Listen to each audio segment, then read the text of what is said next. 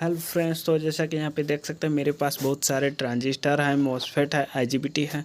आज हम इनके वर्क के बारे में जानेंगे, किस प्रकार से कार्य करते हैं। इनके पिनों के बारे में जानेंगे, किस प्रकार से इसका पिन का यूज होता है। और यहाँ पे जानेंगे कि सभी एक जैसा दिखने वाला कंपोनेंट क्या सभी एक ही होता है तो नहीं। यहाँ पे बता दे रहे हैं कि यहाँ पे सभी कंपोनेंट अलग अलग होते हैं, भले ही एक जैसा दिखे। यहाँ पे मेरे पास 4 पिन का है, वो भी ट्रांजिस्टर जैसा लग रहा है, मॉसफेट जैसा लग रहा है, बट ये आईसी है जो पावर सप्लाई में यूज होता है। इसको पता करने के लिए आप गूगल पर नंबर डायल कर सकते हैं और वहां से पता कर सकते हैं। इसके पिनों के बारे में जानेंगे, पिन्स क्या है और यहाँ पे इनके पिनों का वर्क क्या है। यहाँ पे एमीटर पिन देख सकते हैं, यहाँ पे बेस पिन और यहाँ पे कलेक्टर पिन। तो यहाँ पे मेरा 3 पिन है, जो कि इसका नंबरिंग भी देख सकते हैं, 3 नंबर, 2 नंबर और यहाँ पे 1 नंबर।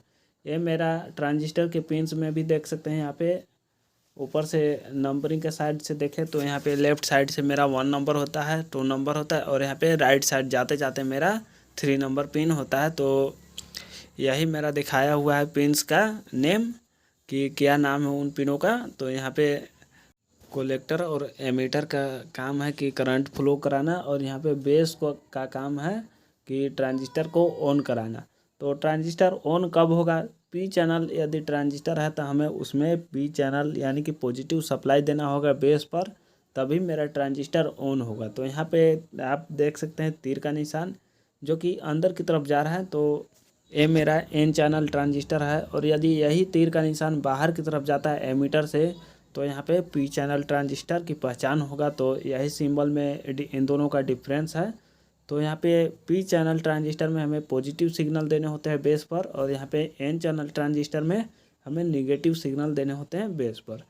तो यहाँ पे यदि निगेटिव सिग्नल हम देते हैं एन चैनल में बेस पर, तो हमें एमीटर पिन पर हमें पॉजिटिव सप्लाई देना होगा, तभी तो हम यहाँ पे एमीटर टू बेस वोल्ट यहाँ पे हम निगेटिव सप्लाई दे सकते हैं।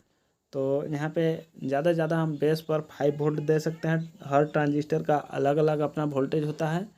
तो यहाँ पे हम यदि एमीटर पर मेन सप्लाई देते हैं VCC या फिर VEE, तो यहाँ पे हमें कलेक्टर से लोड को जोड़ना होगा। और कलेक्टर से जब हम लोड को जोड़ेंगे तो यहाँ पे emitter to base voltage supply देंगे यहाँ पे बेस पर, तो मेरा यहाँ पे ट्रांजिस्टर ऑन होगा और यहाँ पे लोड मेरा चलेगा, चाहे एलईडी होगा तो जलेगा या फिर लोड होगा जो भी चलेगा। तो यहाँ पे इसी प्रकार से ट्रांजिस्टर का सर्किट बनता है। यहाँ पे मॉसफेट में भी सेम पिन होते हैं इसी प्रकार से। यहाँ पे सोर्स पिन होता है जो कि एमीटर है ट्रांजिस्टर में, यहाँ पे ड्रेन पिन है जो कि कलेक्टर है ट्रांजिस्टर में, और यहाँ पे गेट पिन होता है मॉसफेट में जो कि यहाँ पे ट्रांजिस्टर में बेस पिन कहलाता है। तो सेम इसी प्रकार से 3 पिन होते हैं मॉसफेट में भी, और सेम इसी प्रकार से उसका भी कार्य होता है। बट यहाँ पे ट्रांजिस्टर में एक जो कि एडी करंट को डिस्ट्रॉय करने के लिए यहाँ पे डायोड लगा होता है, वो इसमें नहीं है। और मॉसफेट आईजीबीटी में वो डायोड लगे होते हैं। वो डायोड यहाँ पे ट्रांजिस्टर के एमीटर टू कलेक्टर पिन तक लगे होते हैं, जो कि एन चैनल और पी चैनल टाइप पर डिपेंड करता है उसका। यहाँ पे मॉसफेट और ट्रांजिस्टर में देख सकते हैं डिफरेंस क्या है। तो यहाँ पे ड्रेन पिन, एमीटर पिन, और यहाँ पे 3 पिन ही होते हैं ट्रांजिस्टर और मॉसफेट में। यहाँ पे गेट पिन होते हैं मॉसफेट में, यहाँ पे ट्रांजिस्टर में बेस पिन होते हैं, देख सकते हैं आप। और यहाँ पे ड्रेन पिन है, यहाँ पे एक सिंबल देख सकते हैं जो कि एरो का चिन्ह है, करंट फ्लो का सिंबल है, जो कि दोनों में होते हैं ट्रांजिस्टर और मॉसफेट दोनों में। ये हमें अंदर की तरफ जाते हैं करंट, तो यहाँ पे मेरा एन चैनल ट्रांजिस्टर या फिर मॉसफेट कहलाता है। और यदि यही करंट फ्लो बाहर की तरफ होता है तो यहाँ पे मेरा पी चैनल ट्रांजिस्टर या मॉसफेट होता है। तो यही डिफरेंस है दोनों में। और यहाँ पे देख सकते हैं इसका पिन्स, ड्रेन पिन होते हैं यहाँ पे, कलेक्टर पिन, और यहाँ पे सोर्स पिन होते हैं मेरा ट्रांजिस्टर के एमीटर पिन। तो यही मेरा कुछ डिफरेंस है। तो चलिए यहाँ पे हम ट्रैक में भी बात कर लेते हैं। ट्रैक में भी मेनली हमें 3 पिन मिलते हैं, जो कि यहाँ पे देख सकते हैं गेट पिन और टर्मिनल 1 और टर्मिनल 2। ये टर्मिनल मेरे एसी करंट में डायरेक्ट यूज होते हैं। ये भी हमें ट्रांजिस्टर की तरह सेम कार्य करते हैं। यहाँ पे इन सभी का उदाहरण एक नल के द्वारा कंपेयर किया जा सकता है, क्योंकि नल भी सेम ट्रांजिस्टर की तरह ही वर्क करता है।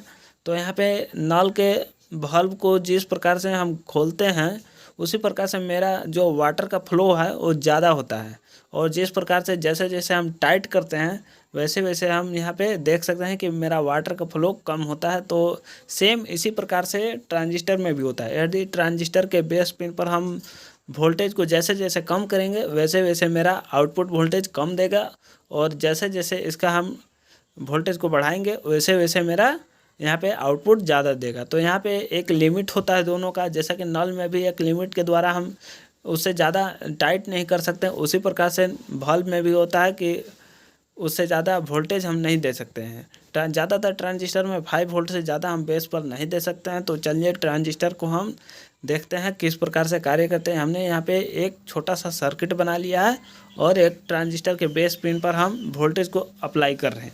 यहाँ पे 510 मिली एम्पियर अप्लाई किए हैं ट्रांजिस्टर के बेस पर। यहाँ पे हमने BC557 नंबर का ट्रांजिस्टर यूज किया है, जो कि यहाँ पे ट्रांजिस्टर के बेस पिन पर हम जैसे जैसे वोल्टेज को बढ़ा रहे हैं, यहाँ पे वोल्टेज को देख सकते हैं आप 700 मिली एम्पियर है। तो वैसे वैसे यहाँ पे मेरा ड्रेन हाई होते जा रहा है। यहाँ पे LED को देख सकते हैं किस प्रकार से ज़्यादा ग्लो कर रहा है, और जैसे जैसे हम कम करेंगे यहाँ पे वैसे वैसे मेरा LED लो होगा।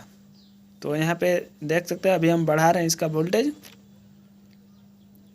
अब हम यहाँ पे कम कर रहे हैं। तो आप देखिएगा यहाँ पे LED मेरा कम ग्लो हो रहा है, यहाँ पे देख सकते हैं। सेम इसी प्रकार से ट्रांजिस्टर एम्पलीफाइंग करता है सिग्नल को। यहाँ पे हम बेस वोल्टेज को कंट्रोल करके ड्रेन वोल्टेज को भी हम कंट्रोल कर सकते हैं और ड्रेन करंट को भी कंट्रोल कर सकते हैं। यहाँ पे ट्रांजिस्टर का नंबर देख सकते हैं, BC557 नंबर का ट्रांजिस्टर हमने यूज किया है। और सारे ट्रांजिस्टर MOSFET IGBT सभी इसी प्रकार से काम करते हैं। यदि आप मेरे चैनल पर पहली बार हैं तो चैनल को जरूर सब्सक्राइब कर लें और वीडियो को लाइक करें। Thank you.